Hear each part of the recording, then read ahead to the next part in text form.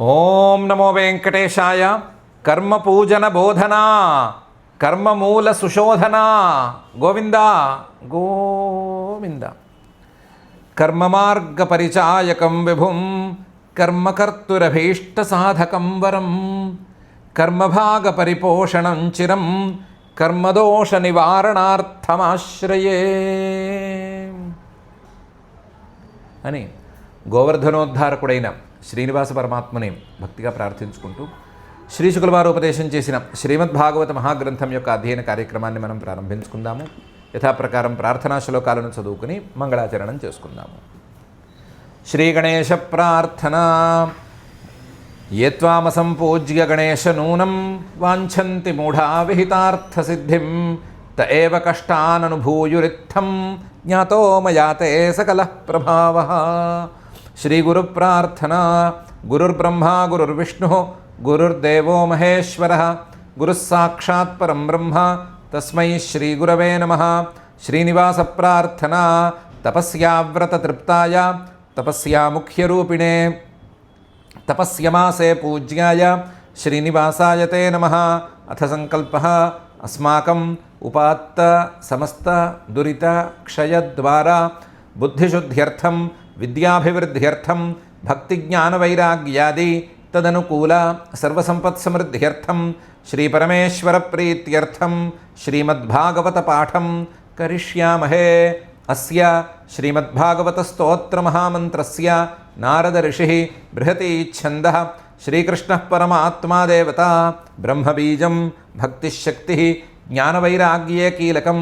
అస్మాకం శ్రీమద్భగవత్ప్రసాదసిద్ధ్యర్థే పాఠే వినియోగः ధ్యానం నారాయణాగమవిచారపరా భవంతః వ్యాసప్రసూతశుకభాషితమాచరంతః హాన్యాదివర్జితనిజాత్మవిభూతిమంతః యాగం సమాచరత భాగవతం పఠంతః.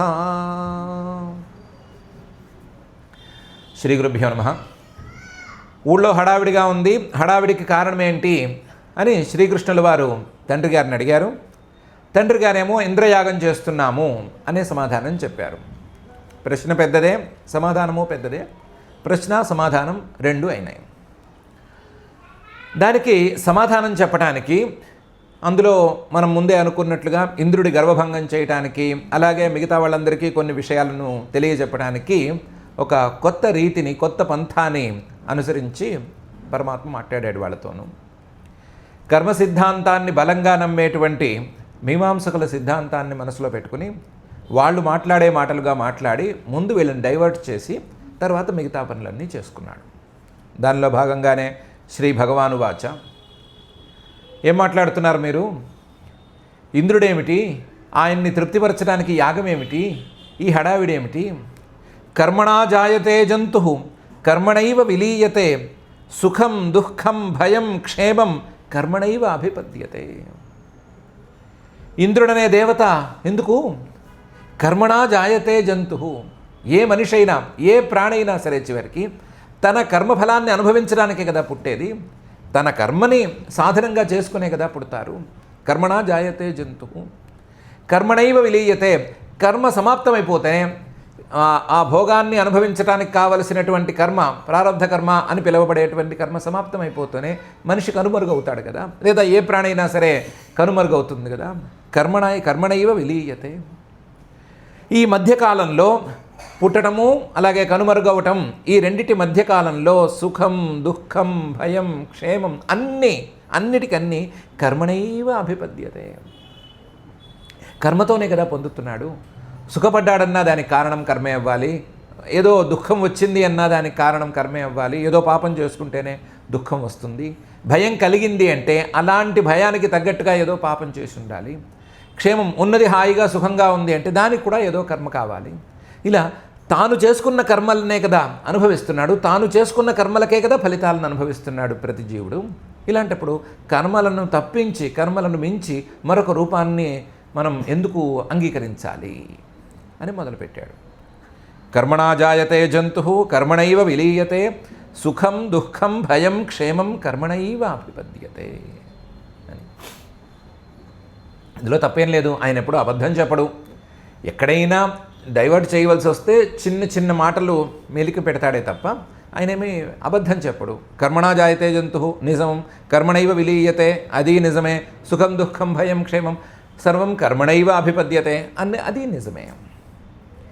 అయితే ఈ కర్మ ఫలితాన్ని ఇవ్వటానికి ఈశ్వరుడు అనే ఒక ఆయన కావాలి. ఆ ఈశ్వరుణ్ణే దేవతగా మనం అంగీకరించాలి అని అంటారా? దాన్ని ప్రస్తుతానికి నేను ఒప్పుకోను. ప్రస్తుతానికి అండర్లైన్, దాన్ని నేను ఒప్పుకోను.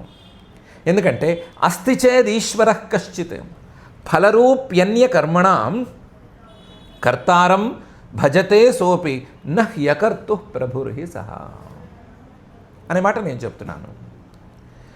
ఒకవేళ గనక ఈశ్వరుడు అనేవాడు ఉంటే అస్తి చేద్ ఈశ్వర కశ్చిత్, ఆ ఈశ్వరుడే చేసిన కర్మలకి ఫలితాలను ఇచ్చే మాట అయితే కర్మరూపి అన్యకర్మణం మిగతా వాళ్ళు చేసిన కర్మలకే ఫలితాలను ఇచ్చే మాట అయితే అస్తి చేద్ ఈశ్వర కశ్చిత్ కర్మరూప్యన్యకర్మణం, ఆ ఈశ్వరుడు ఉన్నాడు అనటానికి మనకి ప్రమాణం ఏంటి? ఏం ప్రమాణం అంటే ఈ కర్మలు చేసుకున్న వాళ్ళకి కర్మ ఫలితాలు అనుభవంలోకి వస్తున్నాయి. ఈ కర్మలు చేసుకున్న వాళ్ళకి కర్మ ఫలితాలను ఇవ్వటానికి సర్వజ్ఞుడైన ఈశ్వరుడు ఒకడు కావాలి అనే కదా అభిప్రాయం. అంతే కదా. అంటే ఈ ఈశ్వరుడు అనేవాడు కర్తారం భజతే, కర్మలు చేసుకున్నవాడు ఒకడు ఉంటే ఆ చేసుకున్న వాడికి కర్మ ఫలితాలను ఇస్తున్నాడు.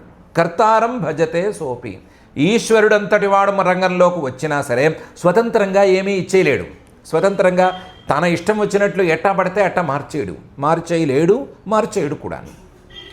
అలాంటప్పుడు కర్తారం భజతే సోపి నహ్యకర్తు ప్రభుర్హి సహా, ఏ కర్మ చేయకపోతే లేదా సరి అయిన కర్మ చేయకపోతే లేదా ఫలితానికి తగ్గట్లుగా కర్మ అనే దాన్ని చేయకపోతే అలాంటి వాడికి ఫలితాన్ని ఇవ్వలేడు. ఫలితాన్ని ఇచ్చే సామర్థ్యం ఆయనకి లేదన్నప్పుడు ఆ ఈశ్వరుడు ఎందుకు కర్మే ఫలితాన్ని ఇచ్చేస్తోంది అని చెప్తే సరిపోదా అని అర్థం వచ్చేటట్లు చెప్పాం కదా. మెలికే పెట్టి ఊరుకున్నాడే తప్ప అబద్ధం ఏం చెప్పలేదు. ఈశ్వరుడు లేడు, ఈశ్వరో నాస్తి అని అనలేదు. అస్తి చేద్ ఈశ్వర కశ్చిత్, ఈశ్వరుడు అనే మాట ఉంది. ఈశ్వరుడు ఉన్నట్లయితే ఫలరూపి, ఆయన ఫలితాలను ఇచ్చే మాట అయితే ఫలమత ఉపపత్తే అని బ్రహ్మసూత్రాన్ని కనుక తిరగదోడితే ఆయన ఫలితాలను ఇచ్చే మాటే అయితే అన్యకర్మణం, ఆయన మిగతా వాళ్ళ కర్మలకే ఫలితాలను ఇస్తాడు.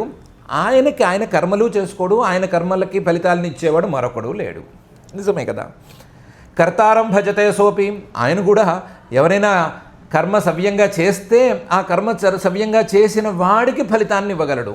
నహ్యకర్తు ప్రభుర్హి సహా, ఆయన ఎప్పుడు పని చేయని వాడికి లేదా కర్మ చేయని వాడికి, పుణ్యమో పాపమో చేయని వాడికి ఫలితాన్ని ఇవ్వలేడు కదా. అలాంటి సామర్థ్యం ఉంచుకుని ఆయన రాలేదు కదా. అందుకని ఉన్నమాట నిజమే, కానీ ఈశ్వరో నాస్తి అనే అర్థం వచ్చేటట్లుగా సుమారుగా ఈ శ్లోకాన్ని విడిచిపెట్టాడు. అస్తి చేద్ ఈశ్వర కశ్చిత్ ఫలరూప్యన్యకర్మణాం కర్తారం భజతే సోపి నహ్యకర్తు ప్రభుర్హి సహా. పోన్లే ఈశ్వరుడి దాకా వద్దు, ఆయా కర్మలలో ఆయా దేవతలు ఉండాలి కదా. అన్ని యజ్ఞాల్లోనూ ప్రధానంగా ఉండేటువంటి ఇంద్రుడు అనే దేవత కావాలి కదా. ఆ దేవతని కాదని ఎందుకు అంటున్నావు? కర్మణా జాయతే సర్వం అని ఎందుకు అంటున్నావు అంటే కిం ఇంద్రేణేహ భూతానాం స్వస్వకర్మానువర్తినాం అనీశేన అన్యథా కర్తుం స్వభావ విహితం నృణాం అని అన్నాడు. కొంచెం మొదటి దశలో ఒక అర్థం చెప్పిన రెండో దశలో ఇంకొంచెం అర్థం ఎక్కువగానే చెప్పాడు. ఎందుకు దేవత అనే మాట ఎందుకు? కిం ఇంద్రేణేహ భూతానాం, దేవత ఇంద్రుడు అనేవాడు లేకపోతే ఏమొస్తుంది? ఎవరికి వారు స్వస్వకర్మానువర్తినాం, ఎవరికి వారు వారి కర్మలను చేసుకుంటున్నారు. స్వస్వకర్మానువర్తినాం, ఎవరికి ఏ కర్మ విహితమైందో ఆ విహితమైన కర్మల్ని వాళ్ళు చేసుకుంటున్నారు. ఎవరికి ఏ కర్మ ప్రాప్తమైందో స్వభావత అంటే సంస్కారవశాత్ ఏ కర్మ ప్రాప్తమైందో ఆ కర్మ చేసుకుంటున్నారు. స్వస్వకర్మానువర్తినాం చేసుకుంటున్నప్పుడు వాళ్ళ సంస్కారాలని కానీ లేకపోతే వాళ్ళకి విహితమైనటువంటి కర్మలను కానీ ఈ ఇంద్రుడు అనే దేవత మార్చగలడా? మార్చలేడు. అనీశేన అన్యథా కర్తుం, ఆయన మార్చలేడు. ఆయన మార్చే శక్తి ఆయన దగ్గర కూడా లేదు. ఎందుకంటే ఈ కర్మలు రెండు రకాలుగా ఉన్నాయి. ఎవరికి వారికి విహితమైన కర్మలు, ఎవరికి ఏమేం విహితమైన కర్మలోని పరమాత్మే తన నోటి నుంచే మళ్ళీ చెప్పబోతున్నాడు పై శ్లోకాల్లోనూ. విహితమైన కర్మల్ని ఇంద్రుడు అనేవాడు మార్చలేడు. రెండోది స్వభావ విహితం నృణాం. స్వభావం అంటే ప్రాక్తన సంస్కారం, ఇంతకుముందు జన్మల్లో సాధించుకున్నటువంటి సంస్కారం, ఆ సంస్కారం ద్వారా వచ్చి మీద పడేటువంటి కర్మలని ఆయన కూడా మార్చలేడు. సంస్కారాలకు తగ్గట్లుగా ఆయా జీవులు పోతూ ఉంటే ఆయనే మార్చలేడు. ముందుకు నడవటం అనే స్వభావం జీవులకు ఉంటే ముందుకే నడుస్తారు, కానీ వాళ్ళని వెనక్కి నడిపించలేడు, వెనక్కి అడుగులు వేయించలేడు. అది అయ్యే పని కాదు. అనీశేన అన్యథా కర్తుం స్వభావ విహితం నృణాం. కిమింద్రేణేహ భూతానాం స్వస్వకర్మానువర్తినాం అనీశేన అన్యథా కర్తుం స్వభావ విహితం నృణాం అని అన్నాడు. ఇది ఇంకా మొదటి దశే. రెండవ దశలో ఇంద్ర అంటే ఇదం ద్రష్ట, అన్నిటినీ చూసేటువంటి అంతర్యామి అని కూడా పెట్టుకుని, అంతర్యామి అనేవాడు కూడా అక్కర్లేదు పొమ్మన్నాడు. కిమింద్రేణేహ భూతానాం, ఎందుకు కావాలి?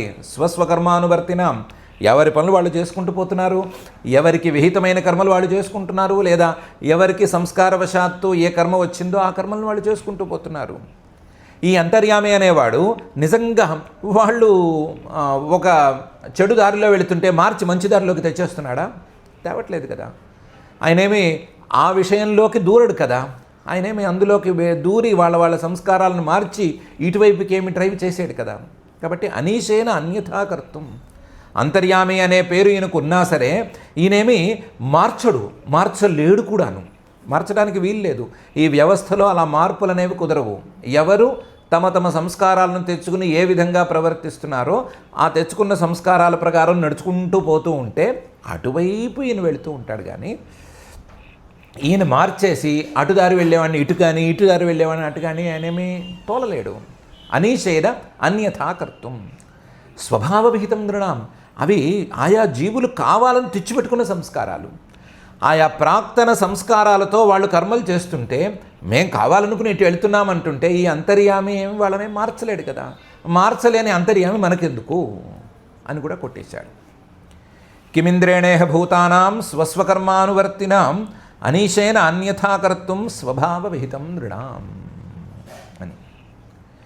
దాన్నే వివరించి పైన శ్లోకంలో చెప్తున్నాడు. స్వభావతంత్రో హి జనః స్వభావమనువర్తతే స్వభావస్థమిదం సర్వం సదేవాసురమానుషం అని. ఎప్పుడైనా సరే ఏ మనిషి అయినా సరే, ఏ ప్రాణి అయినా సరే స్వభావతంత్రో హి జనః, తాను తెచ్చిపెట్టుకున్న పూర్వజన్మల తాలూకు సంస్కారానికి తగ్గట్లుగా నడుచుకుంటూ పోతాడు. దాని అధీనంలోనే ఉంటాడు, అంతర్యామి అధీనంలో ఉండడు. స్వభావం అనువర్తతే, స్వభావానికి తగ్గట్టుగా పోతూ ఉంటాడు, ప్రాక్తన సంస్కారానికి తగ్గట్లుగా పోతూ ఉంటాడు. అసలు సదేవ అసుర మానుషం, దేవతలు కానీ అసురులు కానీ మానుషులు కానీ, శుద్ధ సత్వ ప్రధానులైన దేవతలు కానీ, లేదా పూర్తిగా తమఃప్రధానులైన రాక్షసులు కానీ, రజఃప్రధానులైనటువంటి మనుషులు కానీ, ఎవరైనా సరే స్వభావస్థమిదం సర్వం, స్వభావాన్ని ఆశ్రయించుకుని ఉంటారే తప్ప అంతర్యామిని ఆశ్రయించుకుని ఉండరు అని. స్వభావతంత్రో హి జనః స్వభావం అనువర్తతే స్వభావస్థమిదం సర్వం సదేవాసురమానుషం అని అన్నాడు. అయితే అంతర్యామి అక్కర్లేదా అంటే అంతర్యామి అక్కర్లేదు అనే పరిస్థితిని ఇక్కడికి ఎక్కువ తేలేదు, ఆ చర్చ ఎక్కువ పెట్టలేదు. ఎవరికి వాళ్ళు వాళ్ళ ప్రాక్తన సంస్కారాలని అనుసరించి పోతూ ఉంటే బాగు చేసుకోవాల్సింది ఎక్కడ? సంస్కారాల దగ్గర. కాబట్టి సంస్కారాల దగ్గర బాగు చేసుకోవాలి. సంస్కారాలని బాగు చేసుకోకుండా ఆ ఈశ్వరుడు ప్రేరణ చేస్తాడా, ఈ అంతర్యామితో వస్తాడా, లేదా ఇంద్రుడు అనేవాడు మనల్ని అక్కడి నుంచి తరుముతాడా అని చూస్తే పనేమి జరగదు అనే భావం వచ్చేటట్లుగానే చెప్పాడు. కాకపోతే కథాగమనంలో అంతర్యామిని నేను ఒప్పుకోను, ఇంద్రుడిని నేను ఒప్పుకోను అనే అంటున్నాడు. స్పష్టంగా ఆ మాటే అంటున్నాడు. అసలు దేహానుచ్చావచాంజంతు ప్రాప్యోత్సృజతి కర్మణ శత్రుర్మిత్రముదాసీన కర్మైవ గురురీశ్వర. అసలు నా కర్మ కంటే వేరే ఏమీ కనిపించట్లేదు అని అంటున్నాడు. జంతు ఏ జన్మించిన ప్రాణైనా సరే, జన్మనెత్తిన ఏ ప్రాణైనా సరే దేహానుచ్చావచాన్ ప్రాప్య ఉత్సృజతి. ఓ మంచి దేహం, పెద్ద దేహం, లేదా గొప్ప దేహం దాన్నైనా పొందుతుంది, లేదా అతి హీనమైనటువంటి దేహం, అతి నికృష్టమైన నీచమైన దేహం, లేదా క్షణికమైన దేహం దాన్నైనా పొందుతుంది. దేహాన్ ఉచ్చావచాన్ జంతు ప్రాప్య ఉత్సృజతి. ఎప్పుడో కాలం తీరిపోతే దాన్ని వదిలేసేస్తుంది. దీనికి ముఖ్యమైన కారణం ఏది అంటే కర్మణైవ, కర్మ కాక వేరే కారణం ఉండటానికి వీల్లేదు. ఈశ్వరుడు తన స్వతంత్రంగా ఇష్టం వచ్చిన వాడినేమో గొప్ప జన్మలోనూ, ఇష్టం లేని వాడినేమో కింద జన్మలోనూ తోసేయటానికి, ఎత్తేయడానికి వీల్లేదు. అలాంటి ఈశ్వరుణ్ణి ఎవ్వరూ అంగీకరించలేరు. అసలు ఈశ్వరుడే అలాంటి పనులు అంగీకరించలేడు. కాబట్టి కర్మే దీనివల్ల జరుగుతోంది, కర్మ వల్లే జరుగుతోంది. దేహానుచ్చావచాంజంతో ప్రాప్యోత్సృజతి కర్మణ. కాబట్టి ఈ దృష్టిలో చూస్తే జీవులకి శత్రువు అంటే ఎవరు? వాళ్ళ కర్మ. ఏ రకంగా శత్రువైంది? చెడ్డ కర్మ చేసి, పాపకర్మ చేసి దానికి ఫలితాన్ని అనుభవించవలసి వస్తే అది శత్రువైంది. మిత్రం, జీవులకి మిత్రం, చాలా స్నేహితుడు అని చెప్పుకోదగింది ఏముంది? కర్మే, వాళ్ళు చేసుకునేటువంటి కర్మే. వాళ్ళు కనుక మంచి కర్మలు చేసి మంచి కర్మలకు ఫలితాలను అనుభవించబోతుంటే అదే మిత్రం. ఉదాసీన, కర్మే వాళ్లకు ఉదాసీనంగా ఉండేది. ఇటు పుణ్యము కాక అటు పాపము కాక రెండిటికి మధ్యలో ఉండేటువంటి కర్మం చేసుకుంటే ఏమవుతుంది? ఆ ఫలితం కూడా ఉదాసీనంగానే ఉంటుంది. దానికి ఇదమిత్తంగా ఫలితాన్ని తేల్చి చెప్పలేము. కొన్నిటికి చెప్పలేము, ఫలితాన్ని చెప్పలేము. ఎక్కిళ్ళు వస్తాయి, అదొక రకమైన క్రియ. దానికి అది పుణ్యమా పాపమా అంటే ఏం సమాధానం చెప్తాం? ఎక్కిళ్ళు వస్తే ఆ ఎక్కిళ్ళకి ఫలితం ఏంటి అంటే ఏం చెప్తాం? కాబట్టి హసిత హిక్కిత కండూయనాదులు అని కొన్ని క్రియలు ఉన్నాయి, వాటికి ఫలితాలు చెప్పడం వీలు లేదు. కాబట్టి ఉదాసీనం, అదేమీ ఫలితాన్ని ఇవ్వలేదు, అలాగని మంచిది కాదు, చెడుది కాదు, ఏది కాదు. ఏదిది? అది కూడా కర్మే. అసలు మానవుల్ని మంచి దారిలో పెట్టేదేది? కర్మ. ఎలా అంటే మంచి కర్మలు చేసుకుంటే మంచి సంస్కారాలు వస్తాయి, మంచి సంస్కారాలు వస్తే మరింత మంచి కర్మల వైపుకు మనసు పోతుంది. కాబట్టి మానవుల్ని మంచి దారిలో పెట్టేది కర్మే అయినప్పుడు మానవులకి గురువు కర్మే అవుతుంది. కర్మైవ గురువు. మానవులు ఎవరైనా సరే ఫలితాలను అనుభవించాలంటే దానికి కారణం ఏం కావాలి? కర్మే కావాలి. కాబట్టి ఫలితాలను ఇవ్వడంలో సామర్థ్యం కూడా ఆ కర్మలకే ఉంది. కాబట్టి కర్మైవ ఈశ్వర, కర్మ కంటే వేరే ఏమీ లేదు. దేహానుచ్చావచాంజంతు ప్రాప్యోత్సృజతి కర్మణ శత్రుర్మిత్రముదాసీన కర్మైవ గురురీశ్వర అని పరమాత్మే తన నోటితో చెప్పాడు. కర్మని ఈ విధంగా గొప్పగా చెప్పుకోవటంలో ఎంత లోతుకు వెళ్ళినా కూడా తప్పేమీ లేదు. కర్మను గురించి ఆయన చెప్పిన మాటల్లో తప్పేం లేదు. కానీ తస్మాత్ సంపూజయేత్ కర్మ స్వభావస్థ స్వకర్మకృత్ అంజసా ఏన వర్తేత తదేవాస్య హి దైవతం అని చెప్పాడు. అందులో కొంత ఇబ్బంది అయితే ఉంది.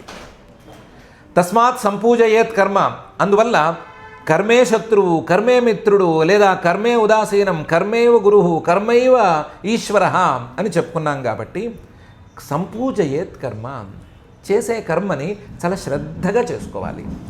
చేసే కర్మని గొప్పగా భావించి చేసుకోవాలి. మనం చేసే పనిని, మనకు విహితమైనటువంటి కర్మని చాలా గొప్పగా భావించి దాన్ని ఆదరంగా సత్కారపూర్వకంగా చేసుకోవాలి. స్వభావస్థ, ఈ తనకు వచ్చినటువంటి కర్మ తన యొక్క స్వభావంతో వచ్చింది కదా, తన యొక్క ప్రాగ్జన్మార్జిత సంస్కారంతో కదా వచ్చింది. అందువల్ల స్వకర్మకృత, తన కర్మలను తాను చేసుకుంటూ తనకు సంస్కారవశాత్తు ప్రాప్తించిన లేదా తనకు జన్మవశాత్తు ప్రాప్తించినటువంటి కర్మలను తాను చేసుకుంటూ ఆ కర్మలను గొప్పగా భావించుకుంటూ వాటిని ఆదరపూర్వకంగా చేసుకోవాలి. తస్మాత్ సంపూజయేత్ కర్మ స్వభావస్థ స్వకర్మకృత్. ఇందులో ఈ కర్మలలో కొన్ని కర్మలు యాగాది కర్మలు కదా. ఆ యాగాది కర్మలు అంటే ఏంటి? ఏదో ఒక ద్రవ్యాన్ని తీసుకుని ఏదో ఒక దేవతకి సమర్పించటం కదా. కాబట్టి ద్రవ్యాలు మనకు ఉన్నాయి, సృష్టిలో భాగంగానే ఉన్నాయి. దేవత అనేదాన్ని ఎలా అర్థం చేసుకోవాలి అంటే అంజసా ఏన వర్తేత తదేవాస్య హి దైవతం. ఆ కర్మలో అంగంగా ఎంతవరకు దేవత కావాలో అంతవరకు దేవతను ఒప్పుకుంటే సరిపోతుంది. కర్మాంగభూత దేవత. దాన్ని మీమాంసకులైతే శాబ్దీ దేవత, శబ్దమయమైనది దేవత అని చెప్పేశారు. దానికి వాళ్ళు చెప్పుకునేటువంటి యుక్తులేవో, వాళ్ళు చెప్పుకునేటువంటి తర్కాలేవో వాళ్ళు చెప్పుకున్నారు. కానీ అంజసా ఏన వర్తేత తదేవాస్య హి దైవతం. వాళ్ళు చేయవలసినటువంటి, మానవులు చేయవలసినటువంటి యాగాలకి ఎంత మేరకు దేవత కావాలో అంత మేరకు దేవతను ఒప్పుకుందాం. అంజసా ఏన వర్తేత, అంతవరకు దేవత సరిపోతుంది. వీళ్ళు ద్రవ్యాలను ఇస్తే ఆ ద్రవ్యాలను స్వీకరించడానికి ఒక దేవత కావాలి, ఓకే, అంతవరకు ఓకే. తదేవాస్య హి దైవతం, అంతవరకే. ఆ తర్వాత ఆ దేవతతో మనకేమీ పని లేదు. నిజానికి బాగా లోతుగా ఆలోచించేస్తే ఇదంతా వద్దు. నిన్నేం చేయమన్నారు? నీ ద్రవ్యాన్ని తీసుకెళ్ళి అగ్నిలో ప్రక్షేపణ చేయమన్నారు. అగ్నిలో లేదా విహితమైన ప్రదేశంలో ప్రక్షేపణ చేయమన్నారు. మనం ప్రక్షేపించి నాది కాదు అని అనుకున్న తర్వాత అది దేవతకి చెందితే నీకేంటి, ఇంకోళ్ళకి చెందితే నీకేంటి, వాళ్ళు తీసుకుంటే నీకేంటి, తీసుకోకపోతే నీకేంటి? నీకు చెప్పిన పని నువ్వు పూర్తి చేసుకుని వచ్చేయాలంతే కదా. కాబట్టి అంజసా ఏన వర్తేత, నీ కర్మ ఎంతవరకు పూర్తయిపోతుందో అంతవరకు నువ్వు చేసి బయటకు వచ్చేసేయాలి. తర్వాత ఏంటి అనే సంగతి నీకెందుకు? అది విధివాక్యం చూసుకుంటుంది, వేదవాక్యం దాన్ని బాధ్యత వహిస్తుంది. నీకెందుకు? తదేవాస్య హి దైవతం. నువ్వు దేవత అనేది యాం దేవతాన్ ధ్యాయేద్ వషట్కరిష్యన్ అనేది వాక్యం ఉంది కదా, దాని ప్రకారం ధ్యానం చేసేయటం, ఆ దేవతా స్వరూపాన్ని ధ్యానం చేసేయటం, ఆ ద్రవ్యాన్ని ప్రక్షేపణ చేసేయటం, అంతవరకు చేసి బయటకు వచ్చేస్తే అది ఆ పైన జరగాల్సిన వ్యవహారం అంతా కూడా విధివాక్యం చూసుకుంటుంది. నీకేంటి సంబంధం అని కూడా ఇందులో ఉన్నాడు. కొంచెం చిన్న ఇబ్బంది ఉంది అనుకున్నాం కదా. తస్మాత్ సంపూజయేత్ కర్మ స్వభావస్థ స్వకర్మకృత్ అంజసా ఏన వర్తేత తదేవాస్య హి దైవతం అని అన్నాడు. దానికి వీలుగా ఇంకొక మాట చెప్తున్నాడు. అసలు స్వకర్మలంటే ఏంటో అందరికీ తేలాలి. ఆజీవ్యైకతరం భావం యస్త్వన్యముపజీవతి న తస్మాద్ విందతే క్షేమం జారం నారి యసతి యథా. స్వకర్మలంటే ఏంటి అంటే ఏ కర్మలు వీళ్లకు ప్రాగ్జన్మ సంస్కార వశాత్ లేదా ఏతజ్జన్మ వశాత్ విహితమై ఉన్నాయో అవే వీళ్ళ కర్మలు. అంటే మనిషిగా పుట్టినప్పుడు మనిషికి ఇవి కర్మలు, లేదా మనుషుల్లో బ్రాహ్మణైతే ఈ కర్మ, క్షత్రియుడైతే ఈ కర్మ, వైశ్యుడైతే ఈ కర్మ, శూద్రుడైతే ఈ కర్మ అని ఎవరికి వారికి విడివిడిగా కర్మలని చెప్తారు కదా. ఆ కర్మలు వాళ్ళకి విహితమైన కర్మలు. ఆ కర్మలతోనే వాళ్ళు బతకాలి, జీవితం అంతా నెట్టుకు రావాలి. నాకు మధ్యలో నచ్చలేదు, నేను మానేస్తాను, మార్చి ఇంకో దానికి షిఫ్ట్ అవుతాను, ఇవేమీ చెల్లవు, ఇందులో చెల్లవు. ఆజీవ్య ఏకతరం భావం. ఒక కర్మ చెప్పారు అంటే ఈ జన్మవాడికి ఇదే కర్మ అంటే దాన్నే పట్టుకుని వెళ్ళాడాల్సిందే తప్ప మారతాను అనటానికి వీల్లేదు. యస్త్వన్యముపజీవతి, వేరే కర్మ వేరే ధర్మం దాన్ని పట్టుకుని వెళ్ళాడతానంటే అదేమీ చెల్లే మాట కాదు. న తస్మాత్ విందతే క్షేమం, దానివల్ల తానేమీ క్షేమాన్ని పొందబోవటం లేదు. జారం నారి యసతి యథా, చెడ్డ స్త్రీ అసతి జారుణ్ణి పొందితే ఎలాగైతే క్షేమంగా ఉండలేదో అలాగే ఇతను కూడా క్షేమంగా ఉండలేడు. ముందుగా మనకి భగవద్గీతలో శ్రేయాన్ స్వధర్మో విగుణ పరధర్మాత్ స్వనుష్ఠితాత్ స్వభావ విహితం కర్మ అనే మాట, అలాగే కొన్ని మాటలు ఉన్నాయి, 2 శ్లోకాలు ఉన్నాయి కదా, ఆ శ్లోకాలకు తగ్గట్లుగానే ఈ అర్థం కూడా చెప్పాడు. ఆజీవ్యైకతరం భావం యస్త్వన్యం ఉపజీవతి న తస్మాద్ విందతే క్షేమం జారం నారి యసతి యథా. అయితే ఎవరెవరికి ఏమేమి స్వకర్మ అంటే సంక్షిప్తంగా, చిన్నపిల్లవాడు కదా అందుకని సంక్షిప్తంగా చెప్పాడు. వర్తేత బ్రహ్మణా విప్రః రాజన్యో రక్షయా భువః వైశ్యస్తు వార్తయా జీవేత్ శూద్రస్తు ద్విజ సేవయా. ఇవి వాళ్ళకి విహితమైనటువంటి కర్మలు. వర్తేత బ్రహ్మణా విప్రః, బ్రాహ్మణుడైతే గనక వేదాధ్యయనం ప్రధానంగా ఉండేటువంటి కర్మలతో ఉండాలి. వేదాధ్యయనం అంటే అధ్యయనము అధ్యాపనము ఈ రెండిట్లోనూ, యజనము యాజనము దానము ప్రతిగ్రహము ఈ కర్మల్లోనే ఉండాలి. రాజన్య రక్షయా భువః, రాజన్య అంటే క్షత్రియుడు భూమిని రక్షించే పనుల మీద ఉండాలి. సైన్యంలో పనిచేయటము, లేదా సేనాధిపతిగా ఉండటము, రాజుగా ఉండటము, ఏదో ఒకటి, అదంతా కూడా రక్షయా భువఃగా ఉండాలి. వైశ్యస్తు వార్తయా జీవేత్, వైశ్యుడు అనేవాడు ఉంటే వార్తతో జీవించాలి. వార్త అంటే ఏంటి అని పై శ్లోకంలోనే వివరంగా చెప్పబోతున్నాడు. శూద్రస్తు ద్విజ సేవయా, శూద్రుడైతే గనక ద్విజులు మిగతా వాళ్ళు 3 ఉన్నారు కదా, బ్రాహ్మణ క్షత్రియ వైశ్యులు, వాళ్ళకి సేవలు చేసుకుంటూ ఆయన గడపాలి. వర్తేత బ్రహ్మణా విప్రో రాజన్యో రక్షయా భువః వైశ్యస్తు వార్తయా జీవేత్ శూద్రస్తు ద్విజ సేవయా. కృషి వాణిజ్య గోరక్ష కుసీదం తుర్యముచ్యతే వార్తా చతుర్విధా తత్ర వయం గోవృత్తయో నిశం అని అన్నాడు. వార్త అంటే అది 4 రకాలుగా ఉంది. వైశ్యులకి చెప్పినటువంటి వార్త 4 రకాలుగా ఉంది. అది కృషి అంటే వ్యవసాయం చేయటం, వాణిజ్యం వ్యాపారం చేయటం, గోరక్ష గోవుల్ని కాపాడుతూ వాటి పాలు, పెరుగు, వెన్న ఇవన్నీ అమ్మి వాటి ద్వారా ధనం సంపాదించటం వాళ్ళకైతే విహితం. మిగతా వాళ్ళు చేయకూడదు, కానీ వాళ్ళు మాత్రం చేసుకోవచ్చు. కుసీదం తుర్యముచ్యతే. 4వది వడ్డీ వ్యాపారం చేయొచ్చు. వడ్డీ వ్యాపారం ధర్మ వడ్డీకి, ఏదో అధిక వడ్డీ పీల్చి పిప్పి చేయటం అలా కాదు, ధర్మ వడ్డీకి వ్యాపారం చేసుకోవచ్చు. అవసరమైన వాళ్ళకి అప్పులు ఇచ్చి దాని మీద వడ్డీ వేసి ఆ వడ్డీని లాభంగా పొందడం చేసుకోవచ్చు. కాకపోతే అది 4వది.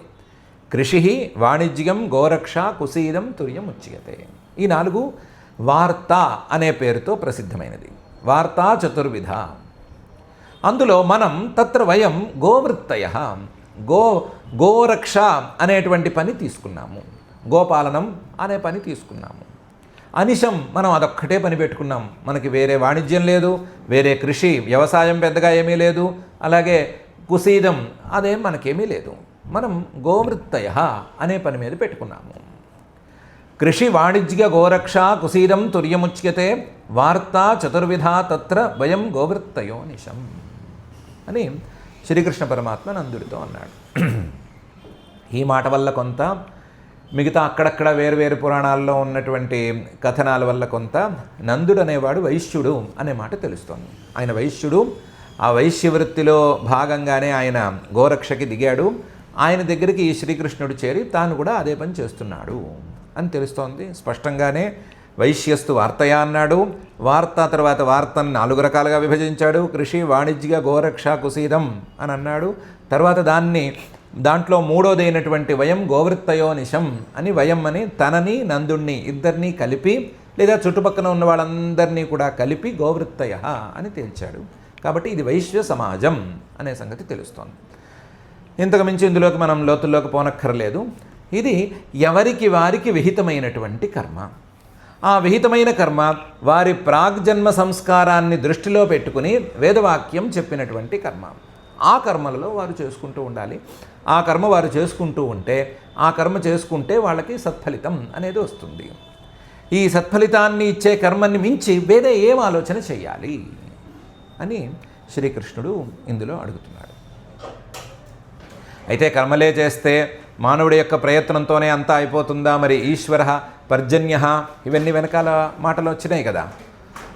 పుంసాం మానవులు గనక ప్రయత్నం చేస్తే ఆ ప్రయత్నం చేసే మానవులకి పర్జన్య అనేవాడు సహకారిగా ఉంటాడు అని నందుడి వాక్యం ఇవన్నీ ఉన్నాయి కదా. వాటికి ఆ ప్రశ్నలకి సమాధానం తనదైన శైలిలో ఆయన ఇచ్చాడు. దాన్ని మనం తర్వాత యథా అవకాశంగా చూసుకుందాము.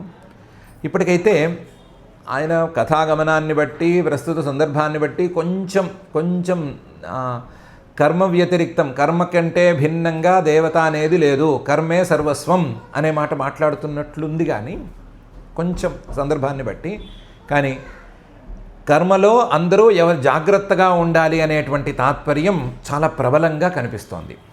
కర్మలు అనేవి వాళ్ళ సంస్కారాలకు తగ్గట్లుగా వచ్చినవి, విహితమైనటువంటి కర్మలు. ఆ కర్మల ద్వారా ఎవరికి వారు తమ సంస్కారాలను బాగు చేసుకోవాలి అనేటువంటి అభిప్రాయం స్పష్టంగా మనకు అగుపడుతోంది. కాబట్టి దాన్ని దృష్టిలో ఉంచుకొని మనకు స్వభావవిహితమైనటువంటి కర్మ, పోట్లాటలు, వివాదాలు వీటి వల్ల ఎవరిని గెలవలేరు, గెలిచి సాధించేదేమీ లేదు. మనము మన సంస్కారము, మన సంస్కారవశాత్తు మనకు వచ్చిన కర్మ, ఆ కర్మతో మనం అందుకోవలసిన సిద్ధి, దీని మీదే మనం దృష్టి పెట్టుకుని మన స్వభావవిహితమైనటువంటి కర్మ మీద మనం నిలబడి మనం ఇక్కడి నుంచి పైకి ఎలా వెళ్ళాలి అనేటువంటి ఆలోచన చేద్దాము. అలాంటి ఆలోచన చేసి మనందరినీ కూడా ఆ ఆలోచన మనలో వచ్చేలా చేసి మనందరినీ కూడా ఉద్ధరించమని, ఆ గోవర్ధన పర్వతాన్ని ఎత్తినట్లుగా మనందరినీ కూడా ఉద్ధరించమని ఆ గోవర్ధనోద్ధారకుడైనటువంటి శ్రీనివాస పరమాత్మని భక్తిగా ప్రార్థించుకుందాము. ఇక క్షమా ప్రార్థనాదులను చెప్పుకుని ఈ రోజుకి ఇక్కడికి పూర్తి చేసుకుందాము. అథ క్షమా ప్రార్థన. యదక్షరపదభ్రష్టం మాత్రాహీనం చ యద్భవేత్ తత్సర్వం క్షమ్యతాం దేవ నారాయణ నమోస్తుతే. అథ భగవత్సమర్పణం కాయేన వాచా మనసేంద్రియైర్వా బుద్ధ్యాత్మనా వా ప్రకృతే స్వభావాత్ కరోమి యద్యత్ సకలం పరస్మై నారాయణాయేతి సమర్పయామి. అథ లోకక్షేమ ప్రార్థనా. సర్వే భవంతు సుఖినః, సర్వే సంతు నిరామయాః, సర్వే భద్రాణి పశ్యంతు, మా కశ్చిద్ దుఃఖభాగ్ భవేత్. అథ మంగళం శ్రియః కాంతాయ కళ్యాణ నిధయే నిధయేర్థినాం శ్రీవేంకటనివాసాయ శ్రీనివాసాయ మంగళం.